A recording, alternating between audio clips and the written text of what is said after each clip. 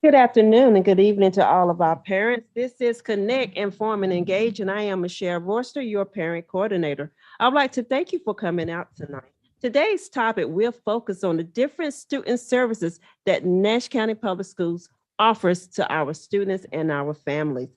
I'm proud to be able to introduce to you Mrs. Christy Grant, the Executive Director of EC and Student Services. Mrs. Grant. Good evening once again, Nash County Public Schools families, and welcome to tonight's Connect, Inform, and Engage session. It is with great pleasure that we have the opportunity to highlight a few of the extensive range of educational services and supports in place for our students with diverse needs throughout our school system. Tonight, we will focus on academically or intellectually gifted, or known as AIG, eligibility and accommodations covered under Section 504, English as a second language or ESL services, and special education services. Our agenda for tonight would be to have each department to share with you the special services that they serve. We will begin with our AIG, followed by our ESL, then our 504, then our EC department. There will be a time for parents to be able to ask questions to our distinguished panels. You'll have an opportunity to ask from the experts, the ones that we depend on throughout the district. And then we will close the session. At the bottom of your screen in Zoom, you will see a Q&A. If you click on that, it'll have a pop-up screen pop up. In that pop-up screen, you will be able to ask any questions or comments regarding tonight's session so that you will be able to get an answer directly from our experts. I would like to take this time to introduce you to our panel. My right, your left, we have Miss Wendy Henson, our AIG coordinator, Mrs. Megan Corden, our 504 coordinator and our Nash County Public School lead psychologist, Mrs. Christy Grant, our Executive Director of EC and Student Services, Mrs. Gladys Branch, a Program Specialist for our EC Department, and Mr. Hannon Daza, our ESL Coordinator. At this time, Mrs. Wendy Henson will provide you information regarding our AIG services. Good evening. The first thing I'd like to do is just share with you the definition, what it means to be academically or intellectually gifted, defined by the state of North Carolina under Article 9B. Basically, this law states that academically or intellectually gifted students perform or they show the potential to perform at substantially high levels of accomplishment when compared to other students of their age, experiences, or environments.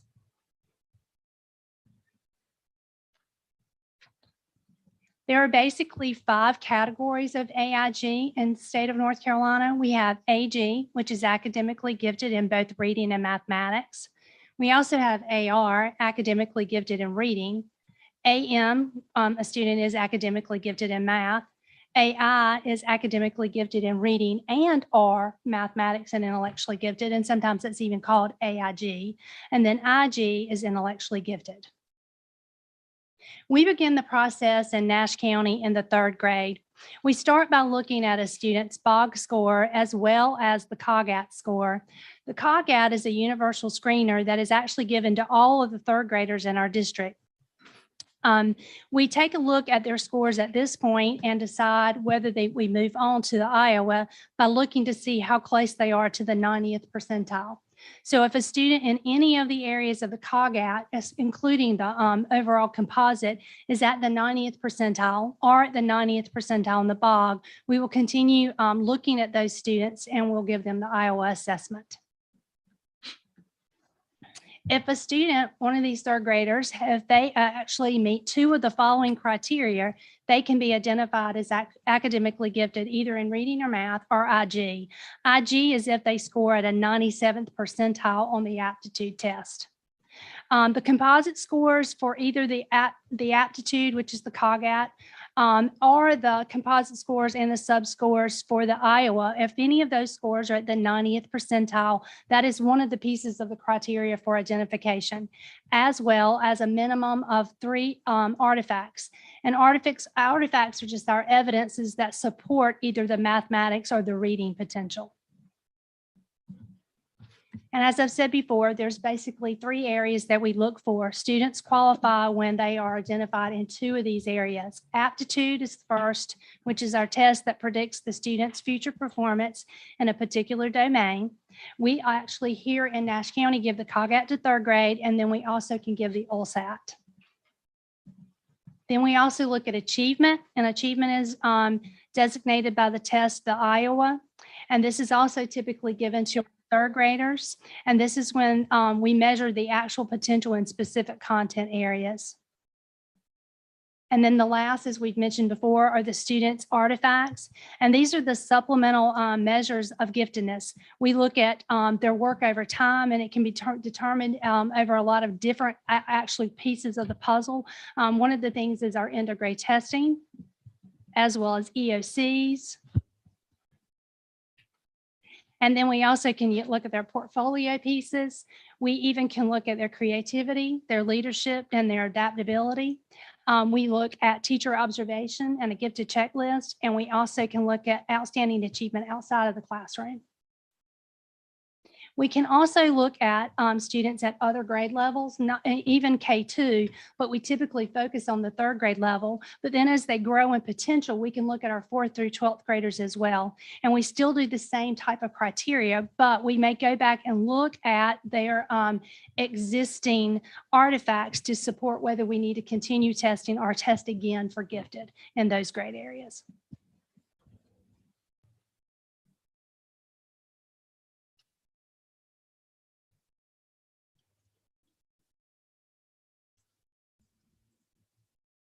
So as I said, that's the process of the way that we identify as gifted in Nash County Public Schools. We begin in our 3rd grade and we start with COGAT and we look at BOG and then we continue on. Thank you. Our 504. Okay.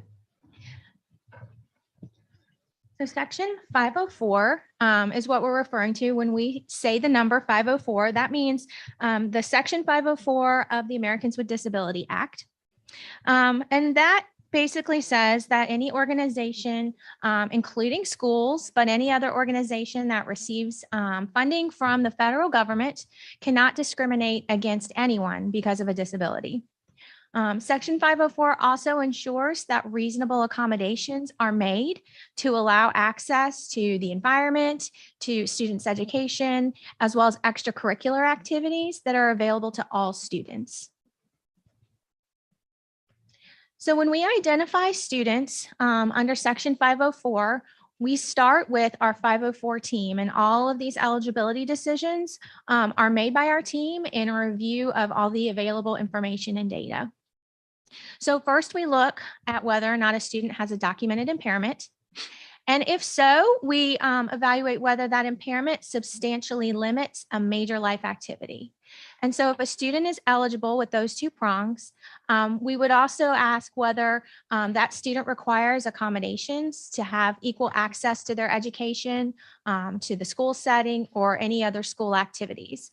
And if so, we would write an equal educational opportunity plan, which we usually just refer to as a 504 plan. So talking a little bit more specifically about what is an impairment.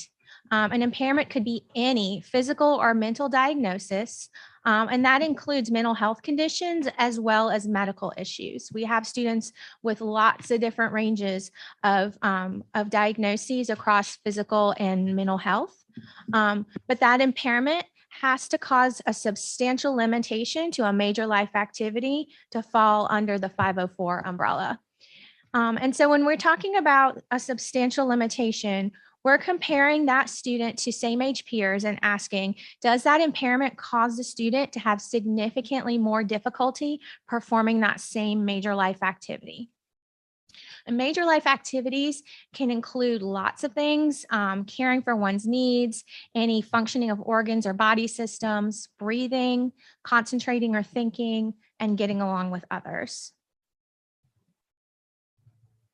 So 504 plan accommodations include reasonable measures to allow access. And that's really our key word, is that we're looking for ways that we need to provide access for that student. So accommodations are not intended to provide necessarily optimized results, but to level the playing field and provide that equal access.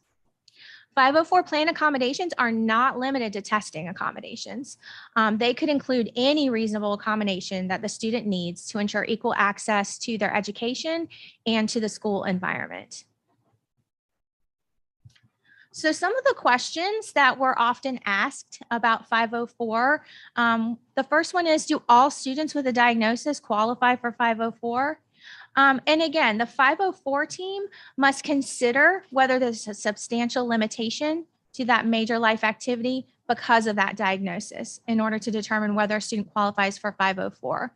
We have lots of students with lots of diagnoses, and those may cause mild to moderate limitations, and those would not qualify for 504. So an impairment that causes a substantial limitation to a major life activity would qualify for 504.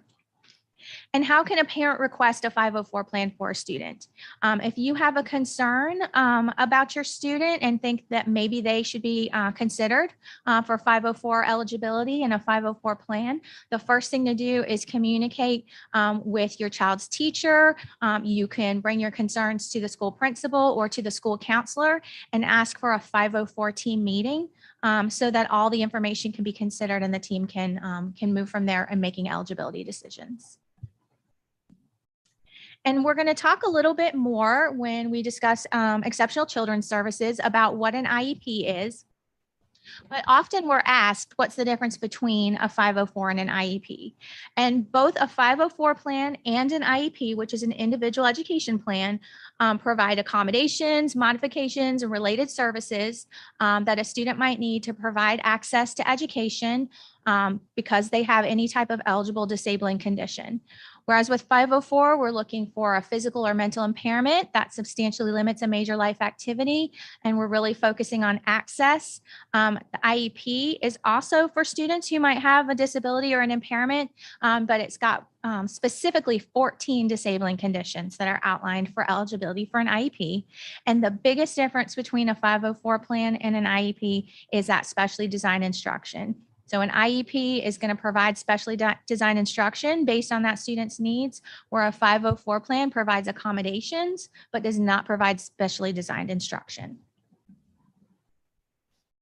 Okay, for English second language services, this is how we start the identification process. We normally, we are transitioning from the term English language learners for multilingual student in the state. Or on the state.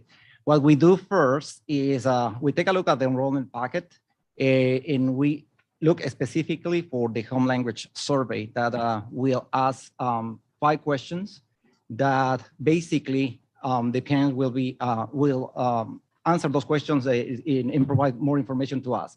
The first question is, what's the primary language used in the home, regardless of the language spoken by the student? The second one is, what is the language most often spoken by the student? The third, what is the language that the student first learned to speak? The fourth is, has your student ever attended school in the United States? If yes, how many years? In what state? And the last question is, if your student has attended another North Carolina school, please share which district or charter school. All of these questions will help the ESL team to make a determination in services. After we are having a conversation with the parents, we double check the online registration information prior to start the screening process. Once we look for the evidence of access scores, we take a look of the CUM folders or the cumulative records that have been sent for this student. If the student has been identified as an English learner students or multilingual student, we will continue with services in our district. If not, so we will start the assessment process. We also need to make sure that all of the records has been transferred in PowerSchool and can give us an indicator of any kind of services provider of this particular student has been identified as a multilingual learner student. In the screening process, how they are connected between the screeners and the PowerSchool. The district in the state of North Carolina has adopted what we call the Wida Assessments. We do have the WAPT assessment for kindergarten students only. Next year, the state is getting rid of this assessment, and we are doing just only the kindergarten screener. We also have what we call the Wida screener for students in first grader and up. And the access tests, which is given every year to those students who have been identified in the program.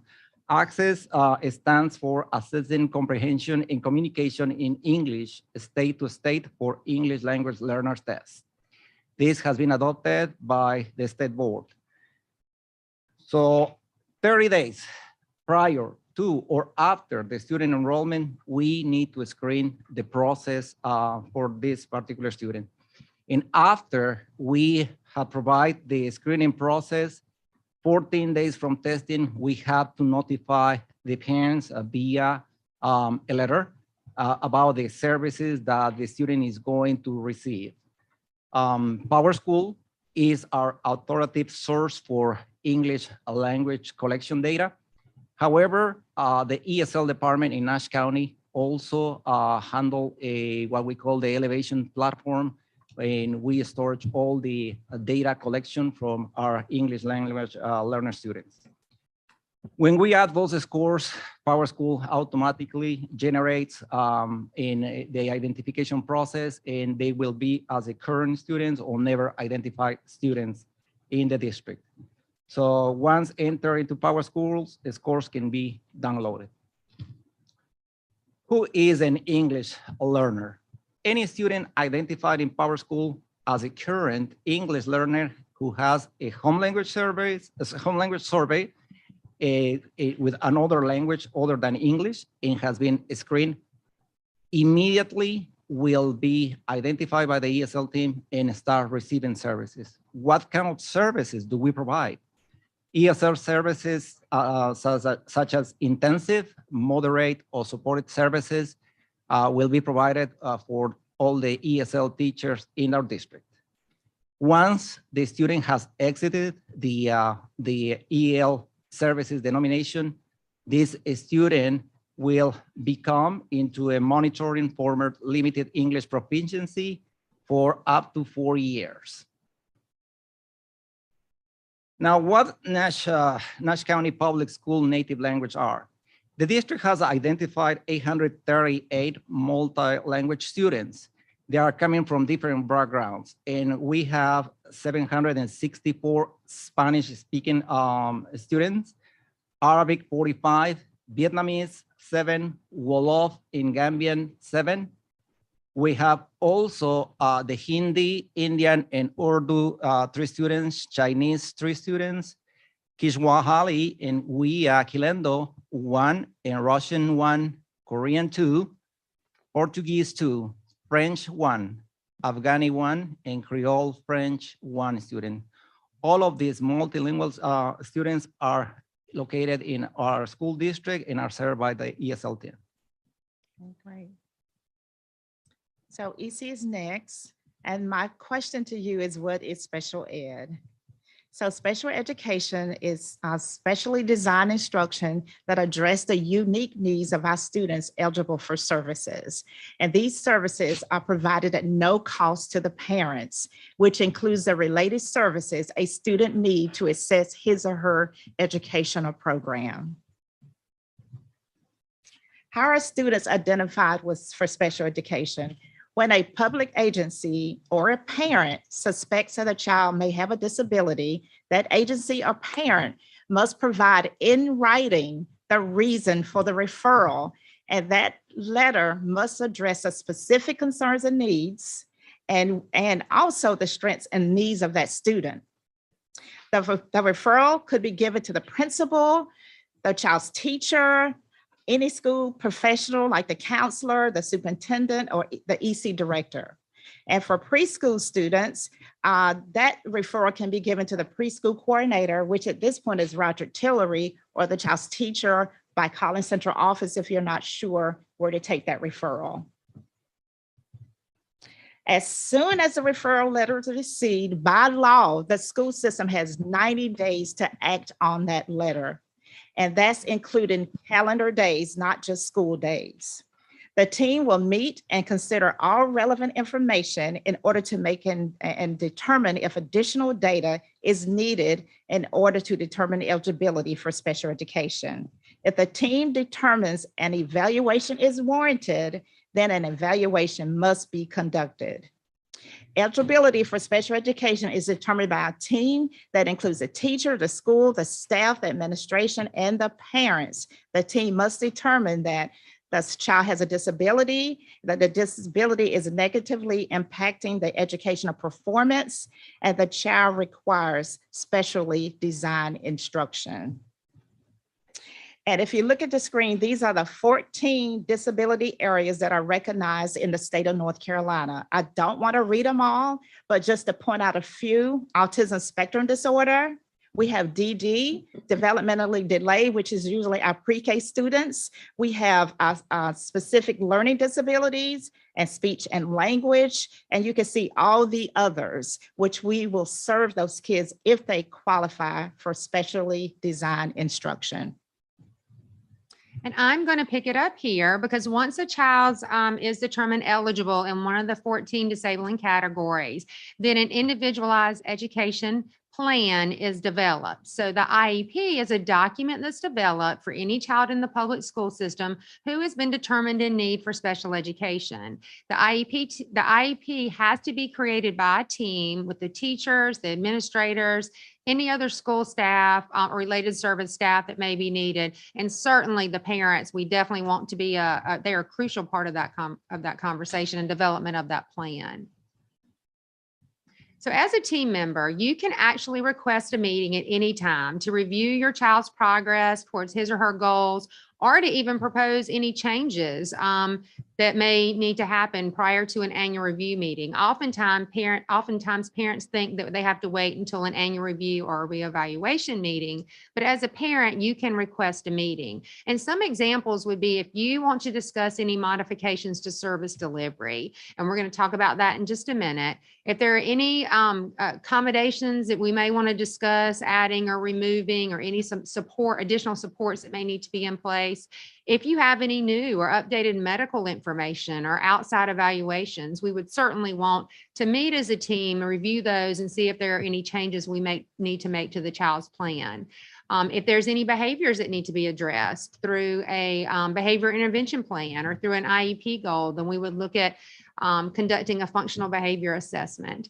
And for promotion retention options for students who are on the extended content standards who are taking the Extend 1. And I talked a little bit about related services, and related services are those supports that may be needed to ensure children with disabilities benefit from their IEP or from their specially designed instruction. So related services could include some of there's a list here, but some of our larger areas that we see children qualifying for are speech and language services, physical therapy, occupational therapy, and orientation and mobility for our children who are blind or visually impaired and need help to access the environment in which they are in. So here you will see a list, and this is what's called a continuum of services. So when you're in an IEP meeting, the IEP team is going to consider which service delivery option is needed based on the unique needs of each student and the data that's discussed. And the continuum refers to the entire spectrum of placements, wherever that child's special education program can be implemented. So for school age kids, 6 up to their 22nd birthday, you may be in an IEP meeting and hear the team talk about a regular setting, a resource, a separate or hospital home. Hospital home is just what it says. That is where services need to be given or delivered in a hospital setting or either in a home setting, typically due to medical concerns or issues that we have with our children. For students in a regular setting, that means that they are with non-disabled peers or served in a regular education classroom for 80% or more of the day. For resource, it means that they may need a little bit more than what they're getting in the course. So they may need to be pulled out away from their non-disabled peers for 40 to 79% of the day, served in a smaller group setting with an exceptional children's teacher. And then separate would be our students who have intensive skills and also need to have their functional life skills or even behavior skills addressed more in a smaller group setting they are removed from their non-disabled peers for a majority of the day. So for our preschool children, just as we discussed about for our school age children, there's a continuum service for children as well who are 3 through 5 years old. So these terms are a little bit different. So you will hear regular education childhood program, which is typically referred to as RECP. And that's really determined by the hours that the child attends preschool or is in a daycare setting. So you would have RECP 10 hours or more or RECP 10 hours or less. Special education program would be the second setting that would be used if children receive their services in a special education classroom and they don't attend any other program, any other outside daycare or preschool. And the service provider location would be when children receive all of their service from a service provider, such as a speech language therapist, and they don't attend a daycare or preschool program or a special ed classroom. So they may come to the school to get one of their, to get their speech language services or their occupational therapy or physical therapy, then that would be considered service provider location. And then of course, home would be the same as the hospital homebound services for our school age kids. I do have one more thing to say. I do think it's important to know, because we have this a lot, that if a child needs support, a child does not have to have an IEP and be determined eligible for EC. That within our school system, we do have supports tiered throughout our schools and throughout our classes, and using our multi-system tiered, our Multi-tiered system of support. Yeah, no, MTSS is much easier to say, framework, where even through core instruction, the regular ed teachers are providing interventions and support. So a child does not have to have an IEP as their only means for getting extra assistance in the classroom.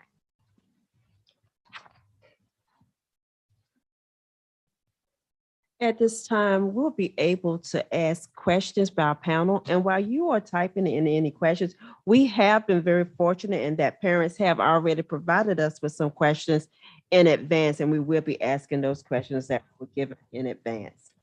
The first question that we were given was, does the school district offer translation and interpretation services for the parents? Yes, the district offer interpretation and translation services for the parents. How the process works: we have a Spanish bilingual interpreter and translator that covers the majority of our 29 schools.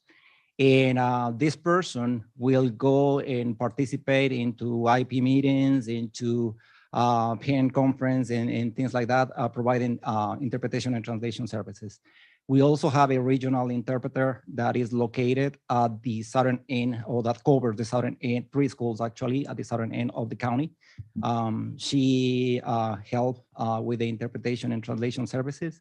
And when we have parents that speak other language than Spanish, we team up with a language provider based in Raleigh. And we request translators for Asian languages. So that's how the process works. Thank you. We have a question from the panel. Can you explain the retention standards with an IEP in place? Sure. promotion retention standards are in place, and we do have high expectations for all of our students. So let's say just because a child has an IEP doesn't mean that they can miss an excessive number of days and just be expected to pass, right? So we still need them in school in the classroom. If we're looking at children served, as I went through the continuum, in a regular or a resource setting, then we will look at the service, the progress monitoring. So how much progress have they made on their IEP goals as a strong consideration to not only their academic performance in the classroom. So that's an additional layer that we do layer on for children with IEPs, is heavily considering have they made progress to their IEP goals within that promotion retention decision.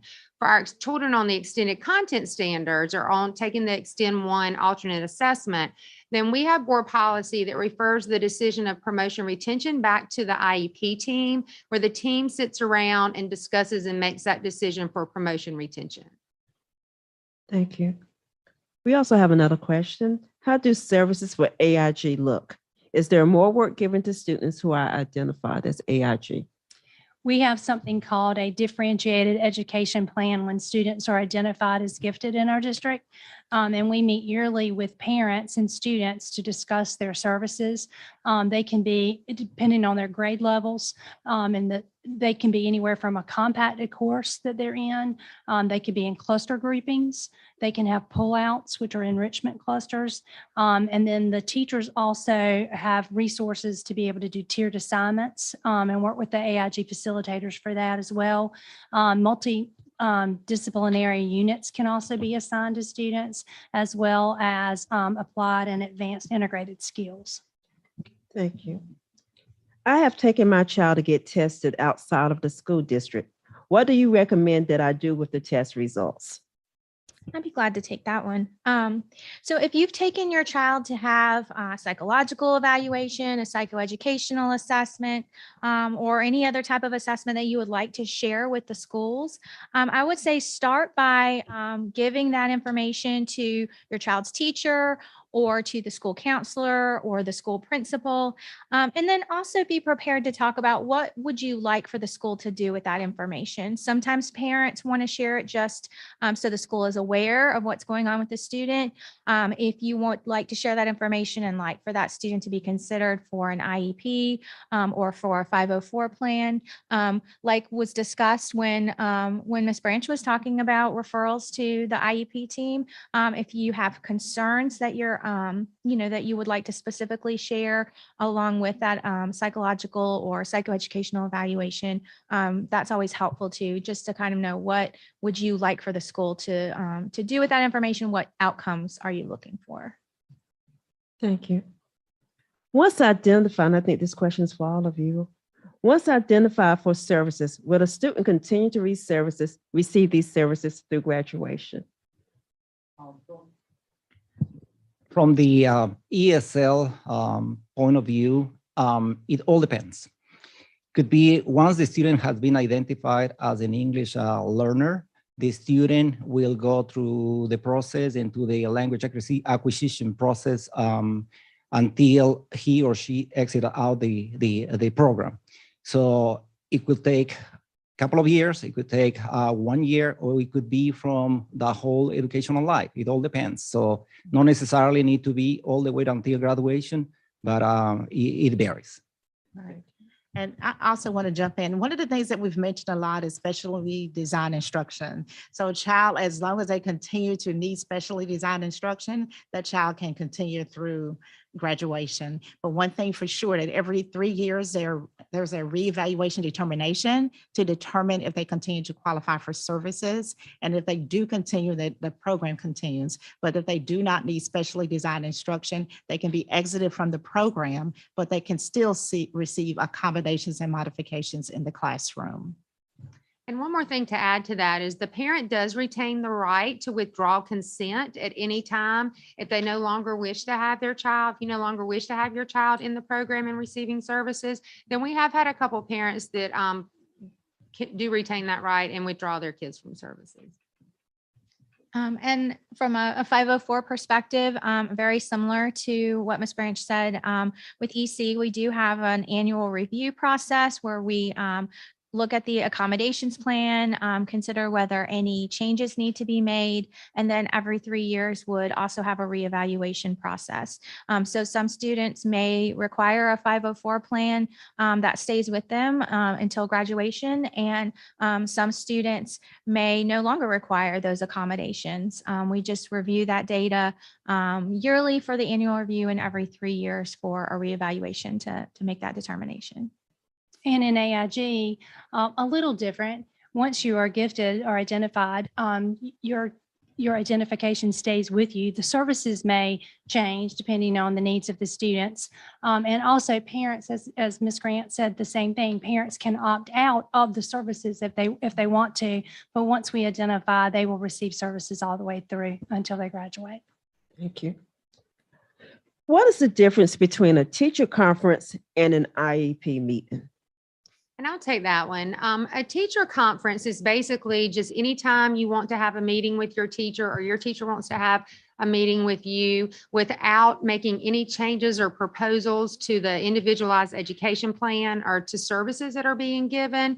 If they just want to say, hey, come in and let's have a conversation about how your child's doing, right? Then that would just be a teacher conference. For an IEP meeting, you're going to have a full IEP team there, which would be the special education, regular education teachers of the child, the administrator or the LEA, and then any other supports if there's related services, any occupational therapy, speech, PT, etc. And also the parent, so you as the parent. So the team would come together, have an IEP meeting, sign paperwork, make changes or not make changes, and move on. But a teacher conference can occur at any time. And oftentimes we do have the parent and the teacher have teacher conferences first. And then if you don't feel like an issue is being resolved and you need to take it to the full team, then you can always call an IEP team together to have a meeting there. Thank you. We have another question, and this one is related to a parent who has this child who has an IEP. Are students penalized for missing days related to COVID? My child has an IEP, and due to his absence related to COVID quarantine, is at risk of retention. However, he works very hard. I'm glad to hear he's working very hard. That is great. But we do take into consideration for any child in our district, those that we have quarantined due to COVID. We do recognize and understand the nuances of this year and how it's been very different, and that we have had to quarantine students to keep them safe as well as the other children and staffs safe. So we have them coded as a certain way in Power School, and we do review those and take all of that into consideration. Thank you. If a student is identified and receives a read aloud accommodation, can they use this accommodation for government testing, such as a driver's license test? Okay, I'll take that one as well. Each public agency is different in how you qualify for accommodations within their areas and how it's delivered. So just because you have an accommodation with us on a 504 or an IEP, such as Read Aloud, I think was the example, that doesn't mean you're automatically guaranteed to get it when you go, say, get your driver's license, as what was in the question. So what I would suggest doing is contacting that government agency or looking on their website and see if it's allowed and the process to go about getting the accommodations that you've requested. Thank you. Can a student be identified and receive services from more than one area? For example, can a student be identified as AIG and EC, or AIG and ESL, or EC and ESL? And if they are identified, who would they receive services from? I'll take that one. Yes, a student can be what's considered twice exceptional. They can receive AIG services as well as exceptional services. What will happen is our AIG facilitators will, of course, serve them if they're gifted, and then they would also receive services from the exceptional ed department as well. Thank you. Do you want us to address that? Yes. Yeah, the please. ESL.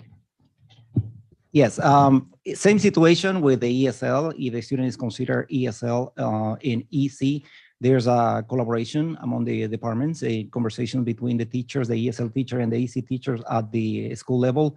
and start working on what kind of strategies, what kind of accommodations and modifications that they're going to implement for those students, and then, of course, elaborate the plan that is going to fit the best needs of the student. Thank you. And do children who receive services have to go to a certain school? I'll take that. So first thing for sure, we always consider the homeschool first. So if a child is identified and if that program is at their home school, they will be served at their home school. The only time they're removed from their school is when there is not a program to meet their individual needs at that home school. And then yes, at that time, they will be relocated to a different location. Thank you. If there are any more questions from the panel, from our parents, will you please put them into the chat box, and that way we can have your questions answered. What resources do you recommend I use to learn more about how to help my child if they're identified as needing additional services such as EC? Okay, so what I think one of the things that Ms. Grant said, just for sure, just to make sure that you always tap into your teacher, the resources at school. There is interventions and all kinds of programs within the school. And we also have teams within our school, like I'm a part of the autism support team, that we can offer support for our teachers. We can offer information for our parents and for our students. And there's different teams throughout our district as well. I think the one other thing to add is that you can always contact the Exceptional Children's Department. Yeah. Ms. Branch speaks to a lot of parents, especially Yeah. since we've, when we were out a lot with COVID, on just simple things and such as how do I help my child at home, or how can you help me put my child on a schedule? So there's been a lot of situations where parents have reached out to us and we have provided supports. We are also working with our EC Parent Advisory Committee, which is newly formed to develop a professional development plan for parents for the upcoming school year. So you can be on the lookout for that as well, but you can always call us and request any assistance needed. And can I also put in a plug for our school psychologists who typically are part of the evaluation team for students who are being considered for an IEP, and put a lot of work into writing the evaluation reports and then also providing recommendations. So there may be some helpful recommendations in that evaluation report, but also if at any time you have questions and maybe about behavior or about other ways that you could help support your student, contacting the school psychologist assigned to your child's school. That could also be another great resource. Awesome. We have another question from the panel, from the parents. Want to know, how will she go about getting read aloud or more accommodation added to her child's IEP? And how could she get more time for him to be pulled out? She states that the teacher does read to him without giving them answers, but they didn't want to write read aloud in the IEP. Okay, I'll start and then we can bounce off. Okay. If you want to do that. Yes. So anytime such as that, that's a great example of Yeah. when you would want to email or call your teacher or your child's principal and just request that an IEP meeting be held.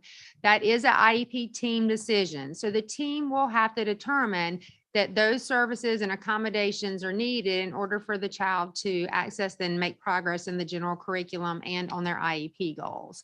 So perfect example of added to the accommodations. What I would like to say is for the read aloud accommodation, oftentimes we may give it during the school year, but the state does not allow us to give the read aloud accommodation on our EOGs or EOCs pertaining to language arts and reading. So we have to be really careful that we're not always doing that for the child throughout the year, and then they're not allowed to get it on the state assessment. And so that is one example of when you can certainly call an IEP meeting, because that would be a modification or a change to the IEP. Do you have anything else you want to Well, add to that? and I guess the main thing is that it's a data-driven decision. So if it's not warranted and the data doesn't support it, then it may not happen. But if the data support it and it's an IEP team decision, it can be added to the IEP. Okay, the parent has stated, if there's an, I'm gonna word this, if there's a modification or accommodation and my child is not getting it, who do I contact? Please start with your child's principal. Always start there. You may want to reach out to the teacher too, because sometimes the special education teacher may not realize that the regular education staff is not, the child's not getting the accommodation when they're not with them. So I would start with the teacher or the principal of the school. If you're not able to get there, then you're always welcome to call our office and the Exceptional Children's. And I think my contact information will be on the last slide. Mhm. And so just to re-emphasize, the contact list would be teacher, then principal, then central office. Yes, yeah. Thank you.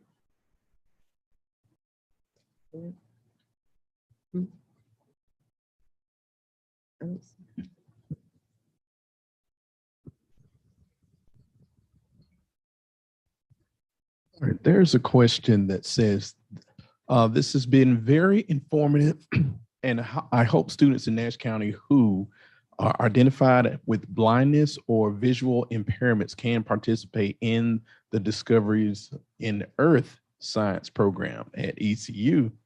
And I think that's Dr. Miles at ECU that kind of reached out, and I guess we'll add that to the chat. Yes, we have received that information and shared it with our teacher of the visually impaired who has shared the information. So we are working towards that.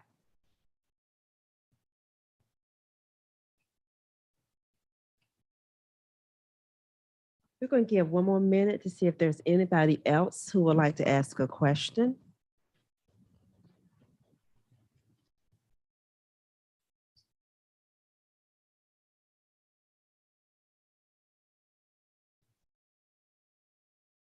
And while we're waiting, I just have one question. If a parent has a child who's identified, what do they receive so that they would know their child's rights and what accommodation, what their goals are? What would they receive? Well, there's a Parents' Right Handbook that you should get at the beginning of each school year. And you should always get one when there's a manifestation determination at any reevaluation or eligibility meeting. So there is a book that you can get that is also online, and you can also get a paper copy. And I'm sure you get enough to wallpaper your room. You should Yes. also get copies of any of the paperwork. Well, after a meeting's over, we ask that the copies go home at that time, or sometimes the meetings are really long and it's late in the day. Then we say within a 24-hour period that the paperwork does go home to the parents. So you'll be able to have a copy of all of the discussions that was had. Sometimes those meetings are really long and there's a lot of stuff that happens. And we have parents that just need to take that paperwork home, sit down with it, go through it, see if there are any other questions that they have. We want you to be really comfortable with the decisions that the IEP team made. So if you see something in there that you're like, I don't really remember talking about this, then call back to your teacher and have a discussion about that. So you should get the paperwork that Ms. Branch spoke about, as well as the paperwork from the IEP meeting, anything that the IEP team came up with and developed at that time. And one thing, Christy, I wanted to add is just make sure we have a prior written notice which summarizes everything that went on at that meeting. So if it's something that you don't understand in all that paperwork, go to the prior written notice and it should summarize that meeting. And then if you have any additional questions, you can reach back out to the school. And if I have an IEP meeting, who should I bring with me? You actually can bring anybody with you who has knowledge of your child. And can participate actively in the discussions. Sometimes we find that a lot of school system employees sitting around a table is intimidating for one parent to come, and we realize that. We have parents that bring in aunts and uncles, grandparents, friends or neighbors who previously kept the child. So you as a parent do have the right to bring anybody with you that you feel comfortable could speak on your child's behalf. We do ask that if you're bringing legal representation that you notify us ahead of time, because we will need to then seek our legal, have our legal representation. So we'll have to schedule that with the two parties. But anybody else you are welcome to bring with you. Thank you. We do not seem to have any more questions. So at this time, I would like to share with our parents. The information, if you have any further questions or comments or concern, on the screen right now is each one of our panelists' information. You do have our AIG contact, our 504, our ESL, and our EC contact. I've given you their email address, but if you ever want to reach out to them via the phone, you can go through the direct line, which is 252-459-5220, and be able to speak to them. I would like to take this moment really to thank our team and our panels. First of all, to our parents who have tuned in tonight, who have trusted us with serving your child, and we greatly appreciate that. We also would like to thank the panel, Mrs. Henson, Mrs. Carden, Mrs. Grant, Mrs. Branch, and Mr. Daza, for coming out tonight and providing us with a lot of valuable information. We hope that this information has been very valuable to you. We will be putting this information on our YouTube channel, so you will be able to reference it and go back and listen to it from time to time to get information. I am Michelle Royster. If you have any concerns regarding your child, you can feel free to reach out to me. I will work as a triage person and help you get to the right people to talk to. I would like to thank everyone, especially our technology, Mr. McQueen, as well as our assistant superintendents who have also shown up tonight to be in support. Have a great night.